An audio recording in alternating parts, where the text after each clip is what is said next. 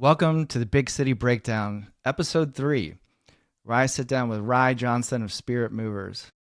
Now, Ryne, he's a grounded, faith-driven leader who blends humility, strategic vision, and really big courage to carry his family's 40-year business into a new era. So when I sat down with Ryne, he said something that really stuck with me. He said, "We don't just move belongings, we move people." So this episode is about building a culture that lasts. He talks about facing storms head on and trusting in a higher power for your business. So whether you're leading a company, a team, or just trying to find your purpose, this one's going to really hit home. So let's get into it. Welcome to the BigCitti Breakdown, Episode 3. I've got my good friend Ryne Johnson here with Spirit Movers. What's happening, Ryne? Hey, Greg, how you doing, man? Thanks for having me on the show. Good to have you, brother. How you been? Been really good. That's been cool. An exciting couple weeks, couple months. Yeah. Very, very grateful to be here, though. Awesome. Hey, man, glad to have you here. And, Ryne is the president of Spirit Movers, which is located in Bradenton. And you guys have been around since the 80s, right? Yeah, 83, believe it or not. So right? over 40 years. Yeah. Your dad started the business back in the 80s. Tell me a little about that. Yeah, it was something that he started in the back office of his house, just one guy and two trucks, and grew it into what it is today. And it's a pretty cool story. So you do residential moving. What else do you guys do? We do. So we do all types of residential. That includes local, interstate, and then also international. Believe it or not, we have a gentleman who handles our international wing, but we also are getting into and growing in the commercial sphere, and that does not just include moving or relocation anymore. We actually do a full suite of integrated workplace solutions, and I can go into detail more into that later, but it is very exciting, and it is an opportunity that we are looking forward to taking. Awesome. And you're in one of those unique situations that you just recently stepped into the role of leading the company. That's correct, yeah. Which I'm sure was a big transition for both you and your dad. And how's that going so far? What was that like? When that moment finally came? I know you've put your time and energy and hours in, and earned the right to do that. You're not like just some kid that came in and took over for dad. Like you've been working there a while, isn't that right? Over 10 years, okay. Yeah. During college, I would work the summers and anytime I had the chance. So, I got to understand the business from the trucks, the warehouse, all the way up into the office project management, and was even one of the individuals who started the launch of this commercial division. But to your point, it was a little bit daunting in the beginning, taking over a family business. Mm-hmm. A lot of history, obviously, and there were a few other family members involved as well. My dad's brother coming in, like you said, as someone younger, someone who might not have the same experience as these individuals, gave me a very large challenge, something that I love. I love challenges. So I would say I wasn't scared of the challenge, but I also knew that I needed to tread lightly and not jump into this. I needed to earn the respect and build the trust with my team in order for me to be respected the way that I should as a leader. And through servant leadership is one of the best examples of doing that. So really being there for them when they need it, and not coming in, changing a bunch of things all at one time, but letting it naturally happen to where they would be willing to follow. How many employees are at Spirit Movers? So when I started getting heavily involved, it was around 25. We're up to 30 now, and we're looking to grow that. We do have large contracts over the summer, and we bring in extra help. Mm-hmm. That gets us up to, I would say, 40, 45, depending on the summer. But okay, so it varies a little bit as of right now. And probably a lot of people don't know this about you, and I know you've shared with me because we're friends that you and your sister were that mom and dad adopted you. Yes. Yeah. Tell us a little about that. I think it's a great story. Yeah, honestly, it's a very, very interesting story, and I hold it near and dear to me. I was actually born in Peru. Okay. In a very remote location, actually outside of the city of Cusco. So much so it almost seemed like a National Geographic village where there was no hospital. There was no doctor. So when I was actually conceived and born, I had no birth certificate. However, in the 90s, cholera was just ravaging the country. They did not have the type of medicine that they need or that a normal developing world would have, and they were much more third world at that time. So unfortunately, the elderly and the newborns were passing away from the disease.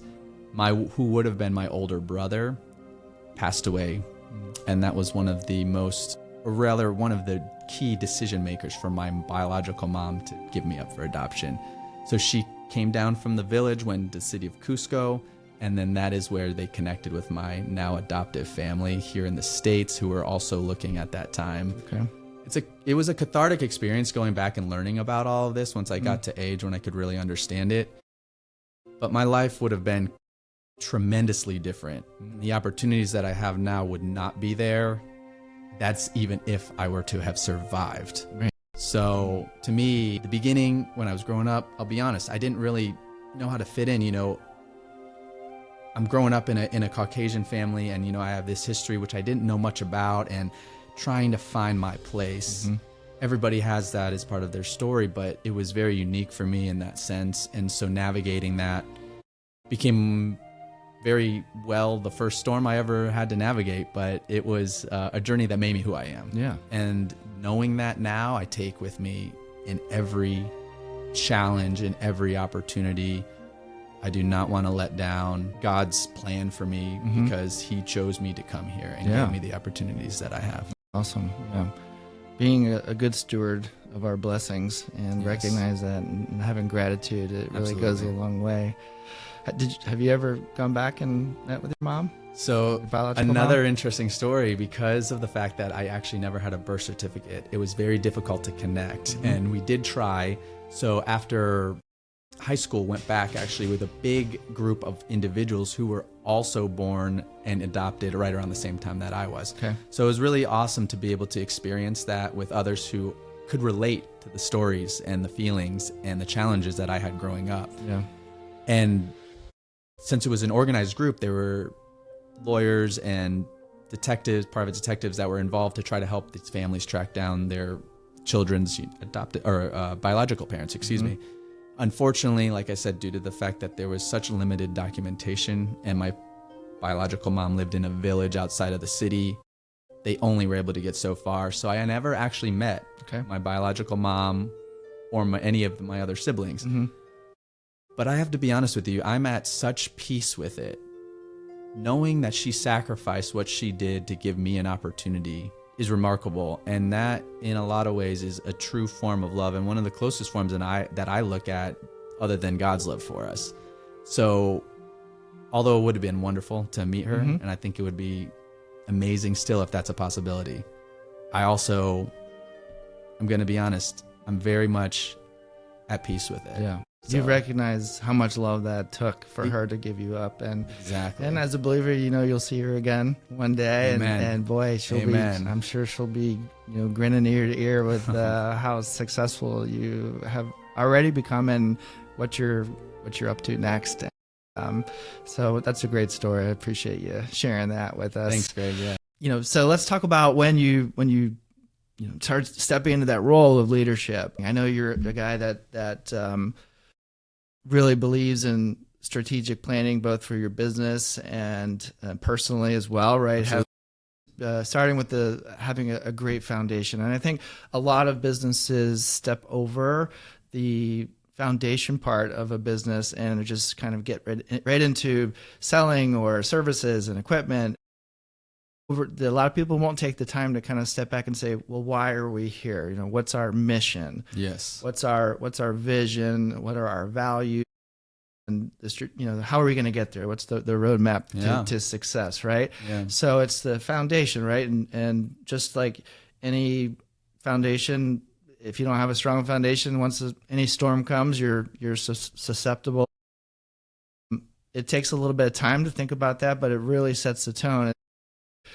I think, is that where you started as far as like just kind of revisiting that with your employees and a great way to gain their trust, show them that you're a leader. So tell me a little bit about the mission and vision and some of the values and how they apply to Spirit Movers. Yeah, so I couldn't agree with you more, Greg. It's integral to creating a business that is going to have lasting impact. And when I started, that was my begin with the end in mind. I wanted to not just create a business that's profitable and that possibly goes on into the future, hopefully, which that is also very important to ensure that you're stewarding the business side as well. But to create true lasting impact, you have to start at a foundational level. And although my father started and created and birthed a wonderful company and took it to where it is now, the foundations of the mission, vision, values weren't clear. They were more off the hip or off the cuff. And I think that is where I started. I wanted to clearly articulate what our mission is, what our vision is, what our values are.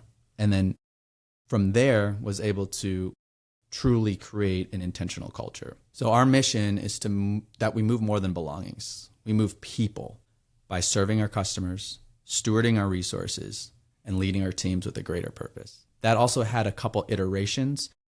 I love adding stewarding our resources. It just fits so much better. The previous iteration said managing our jobs. And while that is a part of running a successful business, the mission here is to move people, and that is to leave them better than we found them. That is to selflessly serve them. And managing a job, it doesn't really lead to that. But stewarding your resources does. And again, it could be the customer, but it also could be the team member, your coworker at Spirit Movers. Mm-hmm. And how do you live that out as well? So that is our mission.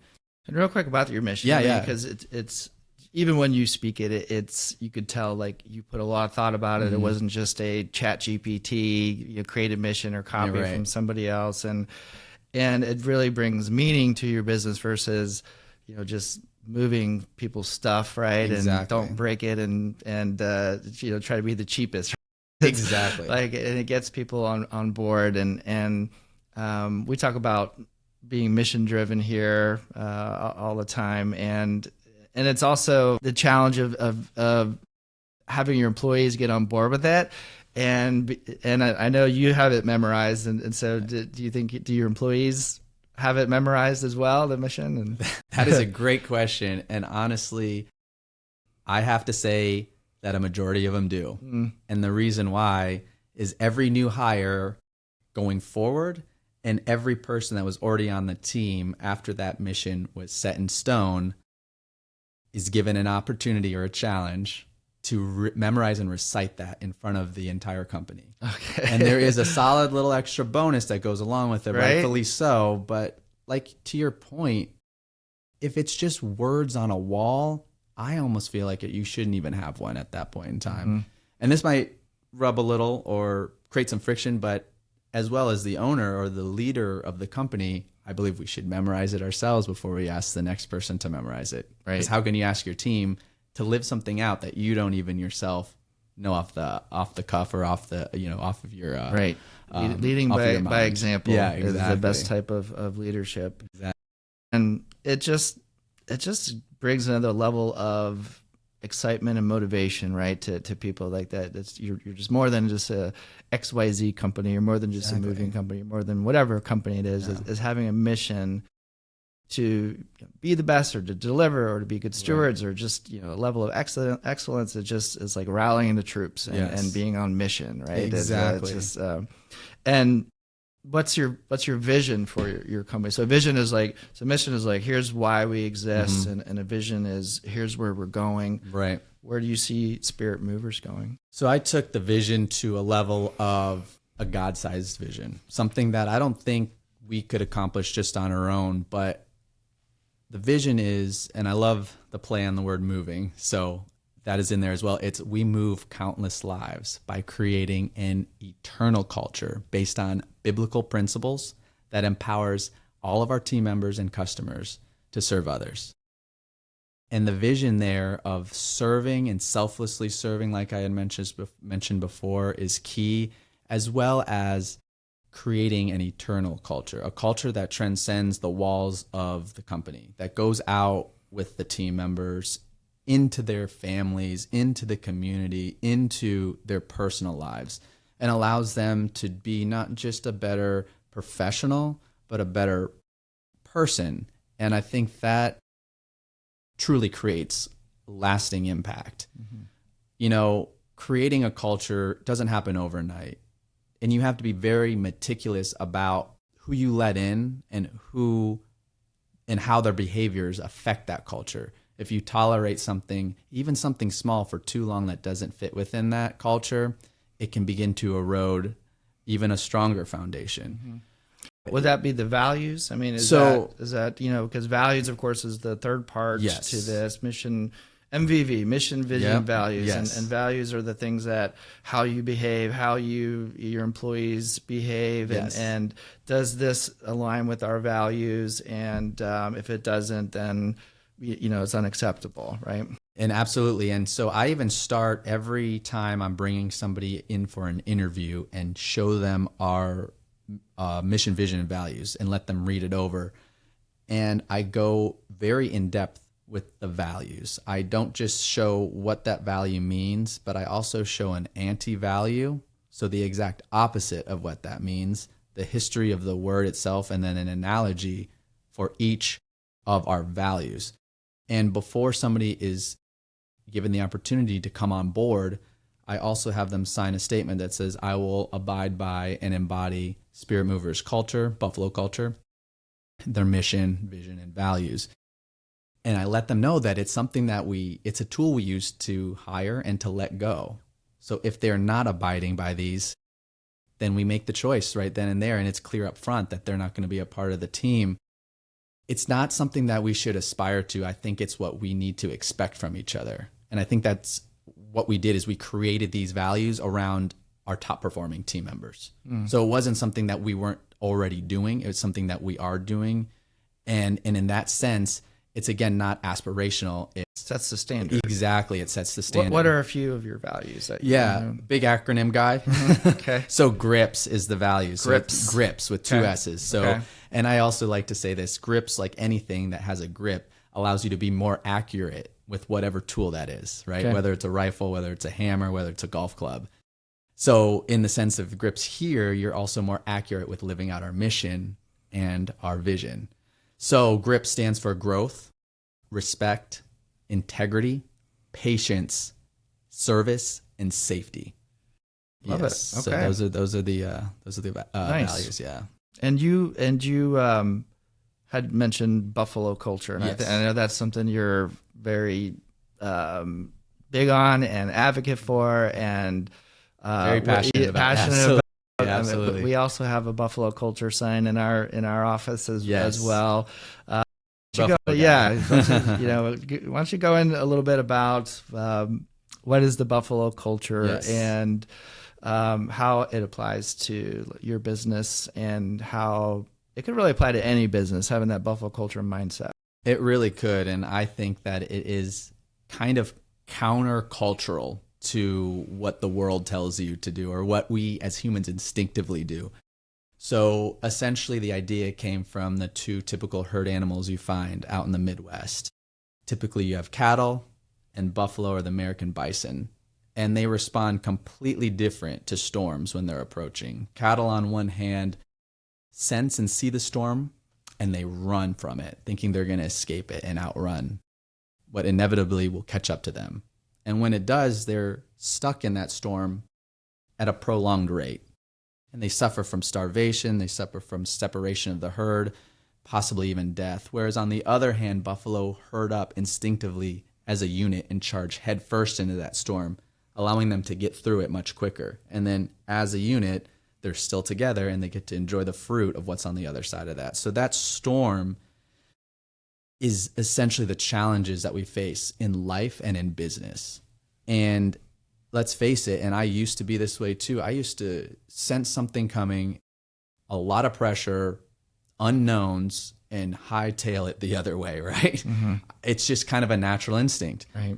It's not natural to run straight headfirst into that, whether it's an uncomfortable conversation or whether it's a business challenge that you have to make and it might make other people uncomfortable or not like you. It's something that we need to embody together to create a true team and a true culture that knows that they're going to be able to say, hey, cover me, and they have full confidence that that next person is going to support them. And so what we do is we don't let anybody run from the storm. When we see that happening, we rally around them, we grab them around the shoulder, and we bring them back, and we say, hey, look, whether it's a business or a personal challenge, we're here to walk with you through that storm and strengthen numbers. And at the end of the day, life is short, right? So why not do stuff that matters? And that's stuff that matters. That's creating a community, that's creating a culture that, again, is eternal. It can last and transcend the walls of the company. I love it so much. And I love to hear also that you're not just doing it. Like, it's easy to say, all right, if we mess something up with one of our customers, Right. something breaks, like we're going to, which is also great, number Right. one, Right. because how many businesses don't own up to things when they go wrong, which inevitably things go wrong. And so it's like way more respect if you address it head on. But I love how you talk about that with your employees and their personal lives too. Yes. It's like running a business that cares about your employees and has their back when they're going through things. Yes. It makes such a difference. And I'm not sure how many businesses are aligned with that, but I think a business that does that, people can tell, their customers can tell that they really care. They go above and beyond. And I just love hearing that about, like, because I think with your business as well, you guys started something. Was it a care?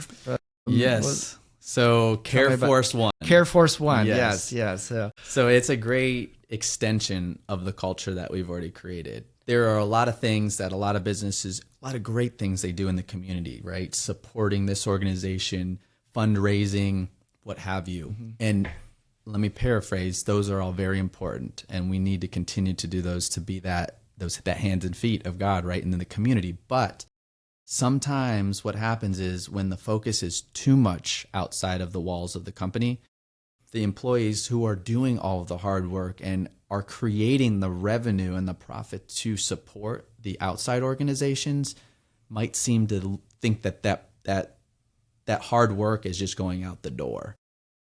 And so Care Force One was created under the idea of an intentional, holistic approach to caring for employees' families and themselves when they go through situations or when they are celebrating something as well. So it's a wonderful committee that has to be created and has to be has to be filled with volunteer individuals. It has to be employee led, and that's what makes it special. The leader or the business owner can cast the vision and start it, but they shouldn't be involved in it in order to keep it systematic. Because if somebody's coming to you, Greg, every time a birthday happens and they need to get your approval to get a card or, order a little gift for them, let's face it, we're not always available. We're in meetings, we have phone calls, we're busy with a lot of other things. So what it does is it allows the focus to be within the team and from the team.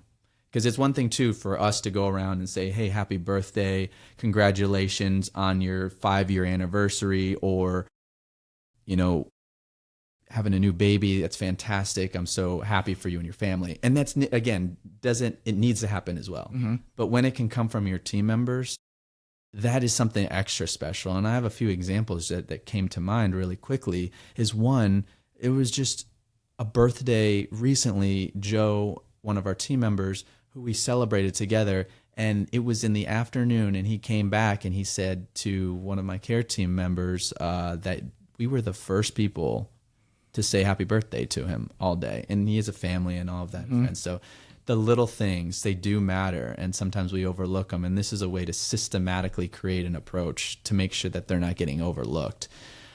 We also created a care team recognition form, so all employees fill it out, and it has questions like, what makes you smile? What's your favorite snack? What restaurants do you enjoy to go to? How do you like to spend your free time? Charities that you support. And it allows the care team to create bespoke gifts for these individuals that are very uniquely tailored to them. Mm-hmm. And it really hits home at another level too. And they can pick and choose. And again, you structure it like anything else, there's budgets, there's metrics that are tracked, and then there's a way to look back when you're tracking these metrics to see the actual impact this is having in your company. Mm-hmm. And again, not just in your company, but then you can let them be creative and how you can address situations with customers or vendors outside of the company. And it's really cool to see it take form. They came up with the name Care Force One, which I love. And anyways, so they just charged Care up about Force it. One, yeah, exactly. So anyways, it's a wonderful thing. And I see great purpose in it because, we all know profit is important. But so is purpose. Now, if someone's like struggling, with something, is that the place where they would go to? Yes, that as well. So maybe get some resources. Yes, I'm glad you brought that up. So the composition of the team is also critical, or the committee. Mm-hmm. I wanted, especially in our industry, sometimes the wall, figuratively and literally, between the office and the warehouse teams or the field teams can create a divide. So I didn't want the team to be consisting of only office members or vice versa, only warehouse members. So I wanted it to be a team of 4, and it needed to be volunteers. So there's members from the warehouse and there's members from the office, and they are constantly listening for needs between just regular conversation. Something might come up that one of the team members out in the field might not tell the office. So it might be unbeknownst to us. So how can we act without their ear out in the field listening to that? And then they will bring it to the meeting, which happens once a month, and say, hey, look, let's just use David, for example. It's a made up name, but David has a situation going on where his sibling is in the hospital right now and going through a very difficult time. The care team can then act, and based on the budgets that are allotted for different types of needs, they can go ahead and send a card, handwritten card, maybe a gift or something to the hospital where he is at, and just show the love in an uncommon way that we hear you, we see you, and we're going to act on that. We're not just going to sit here and say we care. We're actually going to show it. And I think that's a really powerful example. It must be a great way to also just, when you love working for, you know what I mean? Like if you were the employee, having a place like that where you just feel like your company really cares and has your back, and you're not just an employee, right? And it makes such a difference. And it just, again, I think that just spills over into everything where people work harder and they care more, and they feel attached and committed to the mission and the values. So yes, I love it. I think that's every business should have something like that, and they may think it's an expense, but it's really not, because it's an eternal ROI though. Yeah. You're going to get that eternal ROI. Mm-hmm. And again, talk about lasting impact. It's going to make that impact that you could never do any other way. And to your point, it also keeps them in line and be able to actively participate in the vision and the values and the mission of the company, not just hearing it or doing it out in the field, but internally. I think that's important.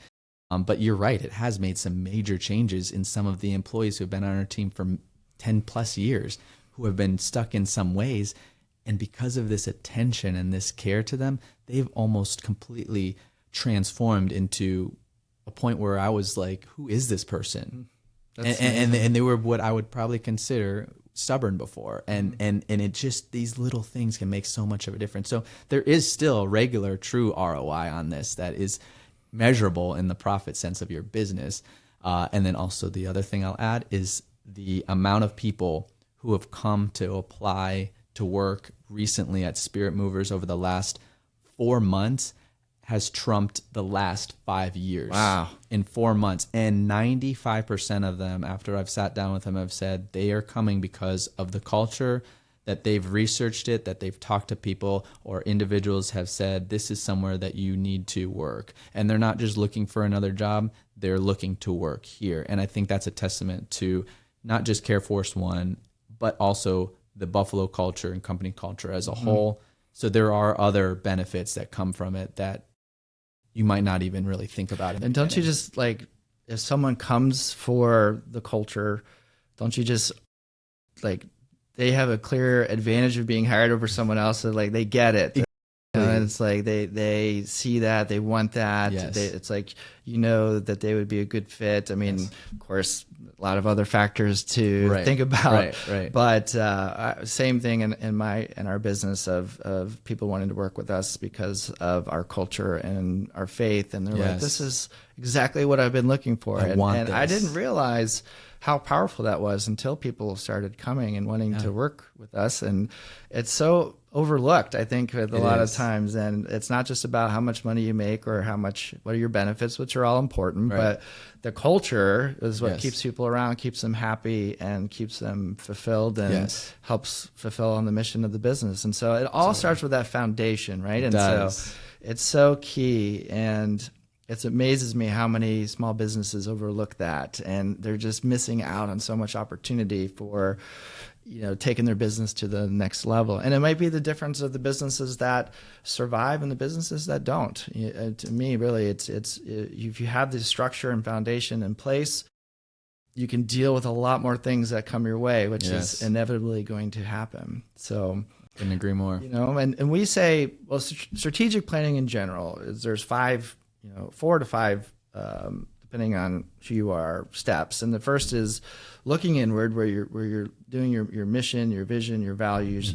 You're looking back, and you kind of do these next ones once a year. Look back. How did we do last year? How did we set out a plan? How did we do against those plan? Measure our key performance indicators. Then it's looking around of what are our competitors doing? What's the competitive landscape? And then looking forward, or like, where are we going? Where do we want to accomplish? And there's another step that some businesses use, some businesses don't. We particularly use, I know that you use it as well, and that's like looking up. Yes. Right. And so I know as a Christian leader, like, I know that's important to your business and a big part of your business. And I know it's also a little scary, right, at times to be, open and authentic about your faith, because the times we live in right now, right? It's challenging. Cancel culture, Yeah. So it's a little bit, it takes that buffalo culture, right, to jump in there. So tell me a little bit about that and how you transitioned that into your business, and kind of overcome any fears that you had, and now you're kind of running with it. And what's great too is it leads to even more success, right? I mean, it's pretty amazing how if you walk on the skinny branches that God provides and blesses, and then again being a great steward of those blessings. So tell me about that with Spirit Movers and how your leadership has impacted that. Yeah, so strategic planning is key. It's something that we weren't doing before I got involved in taking over as a second generation owner. And each year it's built upon itself. I think that's the key. However, the most important piece to us is looking up. And I think it's through surrender of the company itself. I remember in a one-on-one I was given this thought, this idea that the company that you're running is God's company, and that you're just chosen to steward it well. And what that did for me was transformational. It really took that weight off of my shoulders and said, here, God, it's yours, because it's not my company at the end of the day. If you want to shut it down tomorrow, you're going to shut it down tomorrow. And it also allowed me to take my identity out of the company too, and put it in the gifts that God gave me, which is leadership. The company shut down tomorrow, I'm still a leader, and I'll go find a way to create another company or step into another avenue where I can apply that. But back to your point in strategic planning, it's very important, because looking back, looking ahead, looking around, those things are all important, and we need to do those things. But if we don't seek the wisdom of how to run a business based on biblical principles, we can easily get caught up and distracted in what's that guy doing versus what that guy's doing, and what did we do wrong last year, and we got to hyper focus on that, and then we forget something else. And I think distraction is something that can easily get in there, and I think a lot of times that's what the enemy wants. But when you can give it to God and you can surrender and say, hey God, where do you want me to go? What are the next right steps that you want me to take? Then the clarity becomes even clearer. You really can know where to take that company next. And again, it's through the stewarding of the company itself, and knowing that we're going to make mistakes. We're not going to get it right every time, but that ultimately it's not on us to have to bear that weight and that, you know, that stress as much as we tend to own. We tend to own it. I mean, let's face it. It's like constant battle of choosing to say, God, take this, because it feels like it's all right on our chest, right? Yeah. And sometimes it's suffocating. So you'll end up with gray hair like me, you know. So you got such a great set of hair, so you know. But I think you could pull it off being good. So I'm just kidding. Yeah, well, taking after you. I mean, you got the hair. You had the hair before me, and you're gonna have it forever. But I agree, though. It does. It is a putting the burden on God, and that's what He wants. Yeah, right? He's like, lay your burden on me. Yeah. Yep. Exactly. His yoke is light. Yes. And that also gives you clarity to start thinking about your future. And so you had mentioned that you guys are making some changes and looking forward for Spirit Movers. What are some of the things that are in your vision or that you're planning on and that you're moving towards? So it's actually something I'm very excited about. So traditionally, we've been a household good moving company. After I got involved, once I completed my degree, I saw an opportunity in this area that was highly untapped. And this is something we call integrated workplace solutions. So while there is a component of relocation management, it's so much broader than that. And it is a robust solutions that are catered towards businesses that are looking to expand and or scale back. The three industries we target are the medical industry, the hospitality industry, and high-end designers. And so just as a quick example of what I mean by integrated workplace solutions is that we do IT work with these companies. So when they're moving in and out of a building and they need to have their IT systems disassembled and moved over, we do all of that now. So we'll even be called in to just do that outside of, even if they're not moving any pieces of furniture. We have teams that are now suited and trained to be able to do that type of IT work. We also do... And to also put it back together. Yes, and we'll put it, yep. So you know where the plugs go. Yeah, I know. Yeah, it's. How did that happen? Though? So you know, that's a don't great. Don't you have a cybersecurity background? So okay. So I do. I actually have a cybersecurity master's degree, and that was originally what I was going to go into as far as my profession. But again, God pivoted me here, and it's cool because you never know that sometimes what you're doing will be used for great things in a different way. And so that helped me really to learn to love God's plan more than my own, because my plan was to go into the cybersecurity industry in the world, and I was about to take a job. I had been offered a job right after college, but God said, nope, I want you here. And so I surrendered and listened to that. But anyways, back to the point is that we do those services. We also do what we call decommission services. So sometimes a business is ready to scale back, like I had said, and they need to vacate a facility. And a lot of times what would need to happen in that case is the person put in charge of managing that would need to hire a mover. Traditionally for the physical things, they would need to hire an IT company. Then they would need to hire a cleaning company, and they would also need to hire a handyman, right? Handyman service, patching holes in the walls, because right, we have photos up, we have signage, we have TVs, X, Y, and Z. And sometimes even electrical companies to disassemble and to take apart lighting and stuff like that have been added, because when you hand the keys back over to the landlord, they want everything back to the way it was so you can get any type of security deposit and move forward, get it back and move forward. So we do all of those solutions when I say decommission. So our team will remove anything from the walls, disconnect low voltage products and items that have been added since the company was there. Right when we leave, everything's gone from the facility. We actually vacuum and broom sweep the areas so they're clean and ready to go. Patch the holes in the walls. We'll replace ceiling tiles if they were damaged or stained. And it really allows us to be a single hand to shake, or a one-stop shop, or a single solution provider for these companies. And it saves them a lot of time, if you think about it, and headache. So they would normally have two companies, right, that would do that? Yeah, or even up to 5 different ones. Wow. Like, so it allows them to deal with one and know that all of that's going to be taken care of.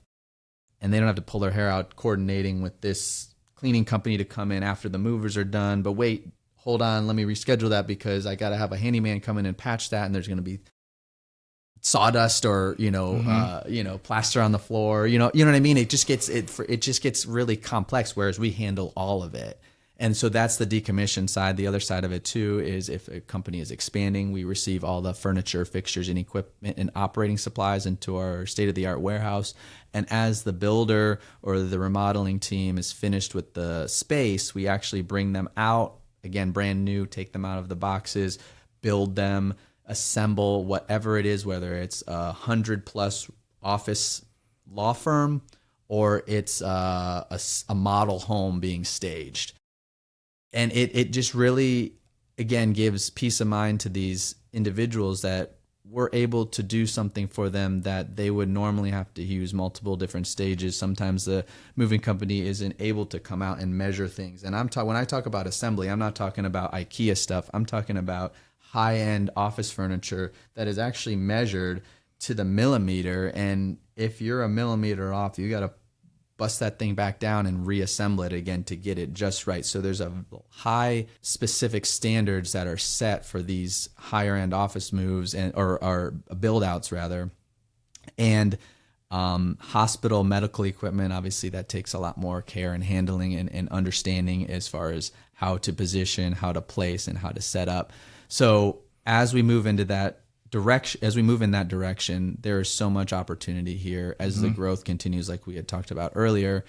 And again, it's nice to be able to do it on both sides. Yeah. So you're storing the furniture, like if they're doing that remodel, or if they're how much warehouse space do you guys have?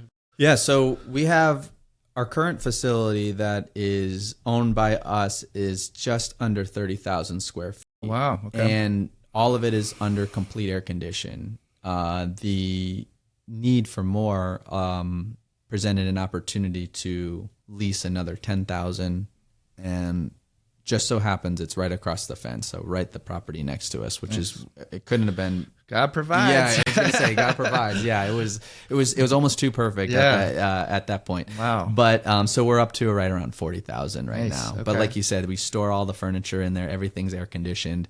And a lot of the times a system, it's new. Like obviously you have a system in place, but what was unique about that? So we have an online inventory portal and an online warehouse management system that's completely digital. So everything that comes into our facility, all the brand new product is scanned in, is loaded into this portal that our customers can actually have access to and view in real time. So they know what has hit our dock.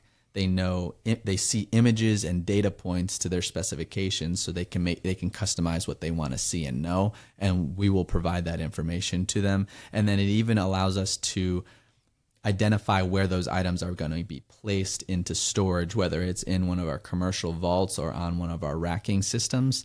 And so when it comes to the pull or the delivery of those products, it eliminates a lot of head scratching looking for these products, because this facility is completely packed, so there's a lot of efficiencies that we can use that this product and this system provides, not just for us but again for the customers, because they can have that peace of mind. Again, come back to the peace of mind, they can log in and see it in real time whenever they want, and even if it's a midnight on a Saturday, and they're worried about this piece getting in before their Monday delivery, they can log in and find out what happened to call us. That's so exciting. Yeah. That's great to use technology for that. Part of strategic planning also, I would say, is knowing what your dominant selling idea is. And so it sounds like your dominant selling idea must be involved with being able to do everything for someone, nonstop shop. Similar to how we do it in our business. Like it's just not piecing it off. But have you had those conversations with your management team, and how what have you guys come up with on that? Yes, that's a great question. I think dominant selling idea and ideal customer profiles are things that are, again, overlooked in businesses. What I did is I created a workshop with my team to be able to create those and or redefine them. again, when I took over, we didn't have those at all. So initially we sat down with my sales team and my customer service representative to build them out and to use data that we've collected from the past and really focus on, like you said, what truly separates us. And we were able to do 2 different versions, one for the residential and one for commercial, just because they're also very different, as well as for the ideal customer. But essentially, boiling it down, it really comes to being able to provide more than just a service, but to be a solution provider, which means that we're not going to box ourselves into something to where if it's not moving related, we're going to say, sorry, we don't do it. We're going to either find a way, or it's probably already within that wheelhouse. And even if it's not, we'll connect you with somebody who can do that, rather than just saying, sorry, Google it. Tell my team I never want anyone, and those words to come out of anyone's mouth. We need to figure it out, and we need to provide them a solution. So back to the dominant selling idea and the ideal customer profile, it was created through a collaboration with my team. And I think that's the best way to do it. If someone was thinking about getting into the moving business, the storage business, well, I guess commercial storage business, right? I mean, is that something like, what advice would you have for them? Yeah. And obviously you're at another level that, that's developed with hard work over time. Right. If there's someone that has a 9-to-5 job and is like, I want to open up my own business and I'm interested in moving business, what advice would you tell them? Yeah, that's a great question. And I only laugh because you hit a key point there, which is that it took a lot of time to get where we are. And again, I give full credit to my father and God for building this foundation up to where it is right now, to where I can go into this commercial space. One of the things that separates us too from the other competitors is, if you really think about it, anybody could go out and grab a buddy and rent a U-Haul truck and you could technically start moving people, right? But you can't just go out and start doing decommissioned services and installations at hospitals or 300-room hotels. It's just not possible. You need the expertise, right? Like you said. So that is what has allowed us to pivot. That area, the commercial side, is ripe with opportunity. This residential side, and I'm just being completely honest, is very oversaturated. There are a lot of people in there. So you have to work extra hard to distinguish yourself from the next person. Every one of them, you go on the website, we're the best movers, right? And I mean, it's almost, you almost don't even have to look. You know they're going to say it, right? It's inevitable. But what does that mean? And what are you standing on to actually make that a reality for your customers? And that is the only thing that I would say, if you're going to go into the industry of the relocation, the household good moving, you have to do something that is going to be intentional, and you have to start with a dominant selling idea rather than the other way around. You have to understand what's going to separate you and how you're going to make that a reality, and relentlessly pursue that, and use any tool you can, including the DSI and ICP, to allow yourself to not stray from that. It can't just be, I'm going to be the lowest price. Exactly, right? That either. You're in a race to the bottom at that point. So cash flow is an issue for sure. I mean, especially in the beginning, you know what I mean? Sometimes, a lot of times you want to do the collect on deliveries, which makes a lot of sense. So you can get the money in there. It's high expense, you know, in the moving side.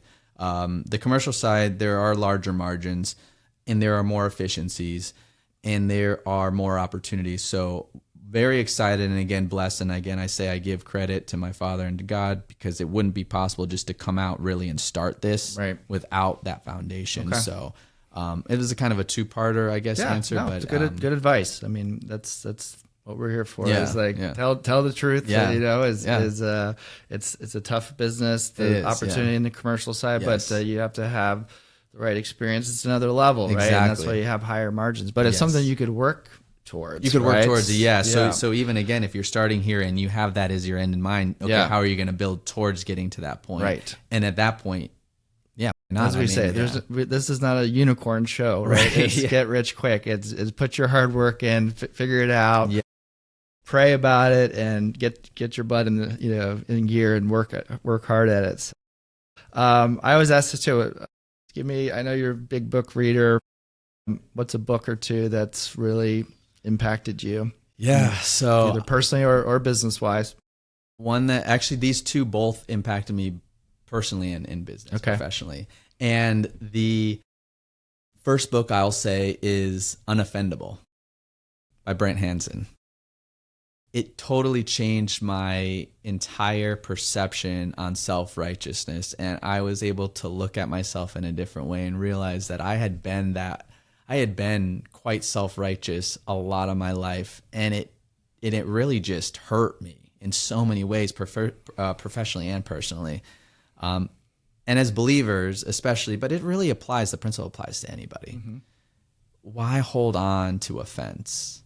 It creates a weight and a burden and a fogginess to everything you do, and never allows you to truly be fulfilled, because you're constantly carrying something that somebody else did or said or maybe even didn't do that you are now owning and holding yourself, and they probably couldn't even care less or even remember what they did, So that would be one. The other one is this should be. I mean, we're living in a culture of offense, right? That you're almost like, if you're not offended, and it even kind of talks about this, but it says, if you're not offended by something, then you're not doing the right thing anymore, almost. Like, it's almost like a rite of passage to be offended, And it doesn't mean you have to condone everything. And in fact, it's actually saying not to. But there's a difference between condoning and supporting and taking offense. And it really, at a biological level, also affects you, because it's like it's like having a leaky faucet that's constantly dripping, adrenaline into your system. It's constantly dripping cortisol, which over time, that starts to damage your internal organs. And so there's studies that show that there's actually physical health complications that come from people who hold on to offense and are angry and they don't let it go. And God's the perfect example of that. I mean, he was being nailed to boards, and everybody around him was doing the most offensive things you could possibly think of. Things that we don't even want to think about or even probably could even understand. And yet he decided to forgive every single one of them, even the ones, nailing his hands, poking him in the side, to, just watching him die. So if he forgave all of them and all of us, how could we not forgive the person who, gave us the bird on the way into work or cut us off? We have to release that right of offense. And I did get honked on. Yeah. Honked on the way to work. On the way today. Yeah. And trust me, that's one will test you. That was my test. I said, if I can finally not get angry or upset or bothered by other drivers, then I'm practicing it pretty well. Yes. Or pretty well. So, and the other book would be The 7 Habits of Highly Effective People. By Stephen Covey. Yeah, classic. But it was a paradigm shift for me, in the sense that a lot of us high achievers and business owners and individuals who want to become entrepreneurs, what are all of those things? Those are external, right? Those are public victories.